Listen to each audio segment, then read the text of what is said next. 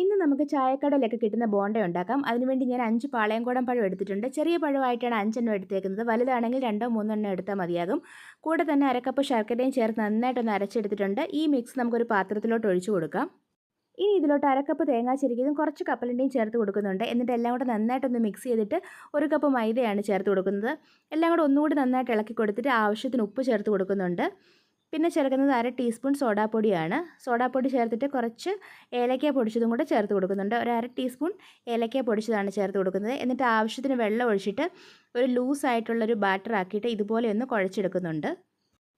ഇനി നമുക്കൊരു ചീനച്ചട്ടി അടുപ്പത്ത് വെച്ചിട്ട് ചീനച്ചട്ടി നന്നായിട്ട് ചൂടായി കഴിയുമ്പോൾ എണ്ണ ഒഴിച്ചു കൊടുക്കാം. എണ്ണ നന്നായിട്ട് ചൂടായി കഴിയുമ്പോൾ നമ്മുടെ കൈ വെള്ളം കൊണ്ടൊന്ന് ഗ്രീസ് ചെയ്തിട്ട് നമുക്ക് ഓരോ ഉരുട്ടി ഈ എണ്ണയിലോട്ട് ഇട്ട് കൊടുക്കാം. എന്നിട്ട് നമുക്ക് മറിച്ചും തിരിച്ചുവിട്ട് നന്നായിട്ടൊന്ന് ഫ്രൈ ചെയ്തെടുക്കണം. ഇതുപോലെ കളർ ചേഞ്ച് ആയി വരുമ്പോൾ നമുക്ക് ഇത് എണ്ണയിൽ നിന്ന് കോരി മാറ്റാം. അപ്പോൾ നമ്മുടെ ചായക്കടയിലെ ബോണ്ട ഇവിടെ റെഡിയാണ്.